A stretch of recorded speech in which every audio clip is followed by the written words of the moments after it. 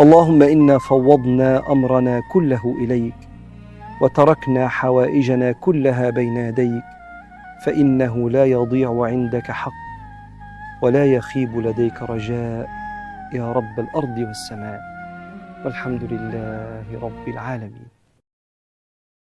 السلام عليكم ورحمة الله وبركاته. اللهم صل وسلم وبارك على سيدنا محمد وعلى آله وصحبه وسلم. النهاردة بقى هنعمل شوية سمك جمال جدا بطريقة سهلة وبتتبيلة جميلة. طبعا مفيش أحلى ولا أسهل من سمك المكرونة. سمك المكرونة جميل وانا بحب اجيب الحجم ده كده من سمك المكرونة، مش بحب الكبير لانه بصراحة بيبقى مسكر وجميل وعامل زي الجمبري بالظبط. وهنا بوريكي انه سمك المكرونة طبعا احسن وقت ليه الشتاء، بيبقى اللي هو البلدي الطازة الجميل، مش مهري ولا حاجة. وهنا اقول لكم بقى على التتبيلة جميلة جدا ليه. هو مش بيحتاج حاجات كتير، يعني عبارة عن راس توم، فلفل اخضر، والتوابل بتاعتنا كمون وملح وشطة. لو مش عايزة شطة ممكن تحطي بابريكا وكركم. اول حاجة هنفرم الثوم كويس ناعم، وبعدين هنضيف عليه التوابل الكمون والملح والكركم والبابريكا، وهنعصر عليه ليمونة. طبعا الليمون بيبقى جميل جدا مع السمك. قلبت كل الخليط وحاولت ان انا افكه كده بشوية مية عشان خاطر يبقى طري معايا وانا بتبل بيه السمك. قلبت كل المكونات وهبدأ ان انا اتبل السمك بتاعنا. نضفناه وخليناه زي الفل وصفناه. وببدأ ان انا احشي كل التتبيلة فيه، في كل السمكية حتى الراس، يعني عشان تديني طعم جميل وتتبلي السمك يبقى طعمه حلو. هعمل كل الكمية بنفس الطريقة، طريقة سهلة. وبرضو وانا بخلل كده قلب السمكة بايديا وهي فيها التتبيلة بمشيها عليها من بره عشان خاطر من بره ومن جوه تاخد نفس الطعم بتاع التتبيلة الجميل. خلصت كل الكمية وهسيبها تتبل براحتها. طريقة سهلة وجميلة. وطبعا ما تنسوش اللايك والشير والسبسكرايب. بعد كده هنجيب الدقيق بتاعنا، كوباية دقيق، وهضيف عليها معلقة نشا، وهنضيف نفس التوابل اللي احنا ضفناها على تتبيلة السمك على الدقيق عشان خاطر الدقيق بتاعنا يبقى متبل وطعمه جميل، وعشان كمان يديني لون حلو للسمك.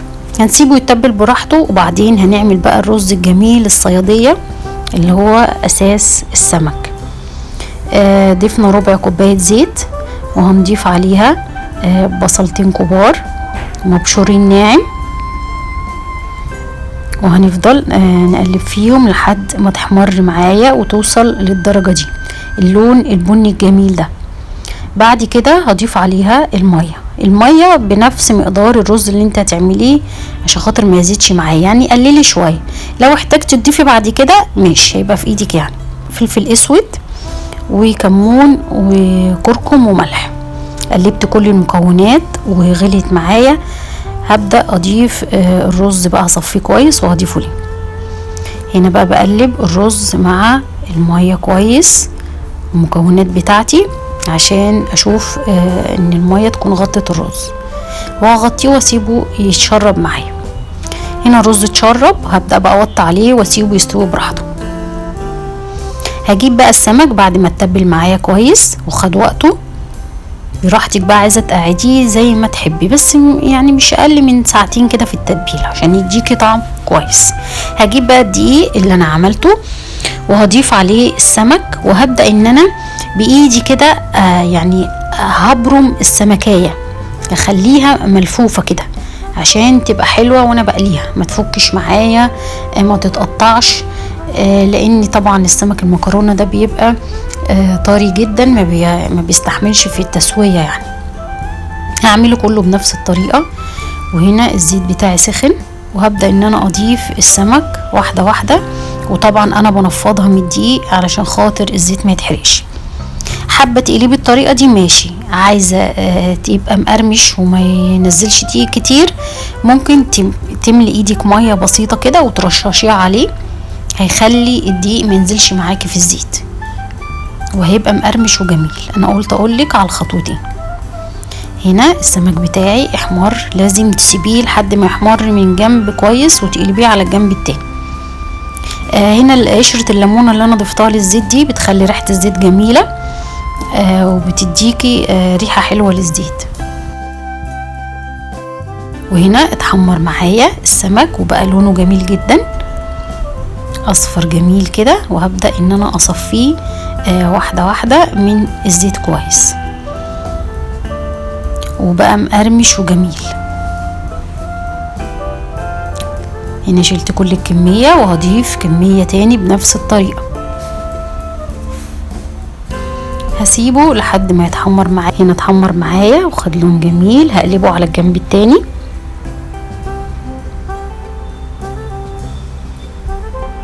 وهسيبه لحد ما يكمل سواه.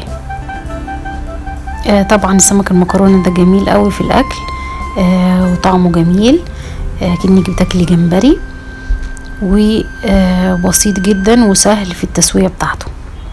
وهنا احمر وخد لون جميل اصفر كده زي ما انتوا شايفين، وهصفيه كويس من الزيت. خلصت كل الكمية، طبعا مفيش اسهل من كده. وما تنسيش طبعا اللايك الجميل بتاعك، هستنى تقولي رأيكم فيه. وهنا خلصنا السمك، لونه جميل وطعمه جميل طبعا بالتتبيلة، والرز بتاعنا استوى، ولون الرز جميل قوي وطعمه احلى طبعا. طريقة سهلة جدا وبسيطة، مفيش اسهل من كده، مع حبة سلطة كده خضرة جميلة تفتح النفس. بص السمك شكله جميل ازاي، وطعمه طبعا اجمل. واتمنى ان الحلقة تعجبكم، وشكرا جدا ليكم. وطبعا ما تنسوش اللايك والشير والسبسكرايب. والسلام عليكم ورحمة الله وبركاته. اللهم صل وسلم وبارك على إمام المتواضعين. اللهم صل وسلم وبارك على راحم المساكين. اللهم صل وسلم وبارك على شفيع المذنبين إذا قام الناس إليك يا رب العالمين. يا رب، يا من لا يشغله شيء عن شيء، أنت عالم بخفايا الأمور ومحصي وساوس الصدور، وأنت بالمنزل الأعلى وعلمك محيط بالمنزل الأدنى، تعاليت علوا كبيرا. فاللهم